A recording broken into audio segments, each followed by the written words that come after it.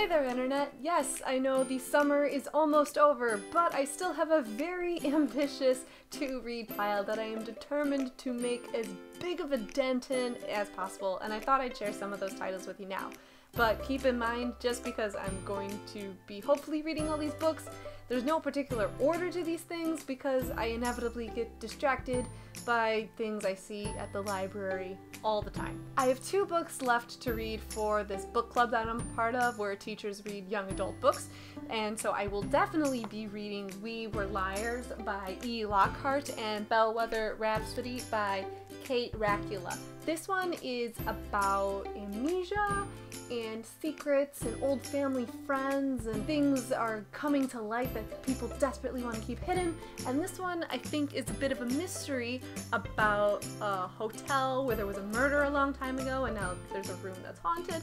I don't know, but I'm really anxious to jump into this one. They both sound pretty interesting. This We Were Liars especially got a ton of buzz. Next I'll be reading something a bit more academically minded, and I'm pretty sure I'm going to read this one before the school year starts too, and this is Mindset by Dr. Carol Dweck, and it's how we can learn to fulfill our potential. You can't just have a goal and set out to it. Your mindset going into the task can have huge repercussions on if you're successful or not. It's about fixed mindset versus growth mindset, which I'm not exactly what those things are, but I'm very anxious to learn so I can be a more effective teacher and librarian. Next, I also have a handful of ARCs that have been sitting on my shelf for a while that I want to get through. First up is Proof of Forever by Lexa Hillier, and it's a Sisterhood of the Time-Traveling Pants, which I loved that series when I was younger. I'm anxious to see how this goes. I've heard mixed things, but it seems like it's this group of friends where they've all sort of drifted apart, and then they're somewhere, I think in a photo booth,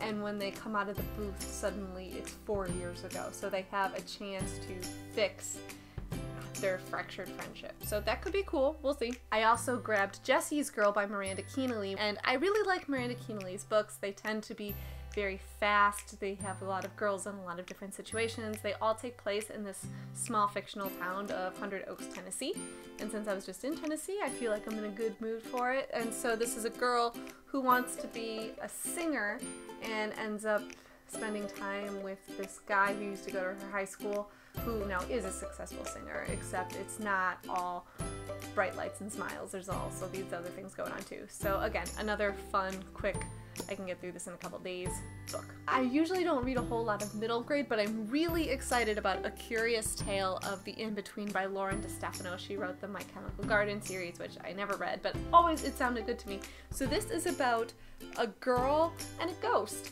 and friendship, and it's was something I had never heard anything about it before I picked it up, and as soon as I read the blurb I was like, yes, there is a girl, she can see the ghost, and they're both wondering why they can see each other. It sounds fantastical. Maybe this will wait till the fall until it's a bit more Halloween time, but I'm super pumped to jump in. And the final arc I currently have is by one of my favorite authors, Lila Sales. I never know if I'm saying her name right, but it's Tonight the Streets Are Ours, and this is about a girl who she follows this one blog online, and when her life feels like she's falling apart, she goes to this blog and she feels a connection to the guy writing it.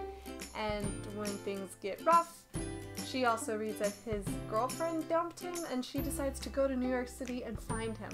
Which, now that I think about it, it sounds a little creepy, but I'm hoping that within the circumstances of the story, it makes a little bit more sense, and I'm reading this really fast.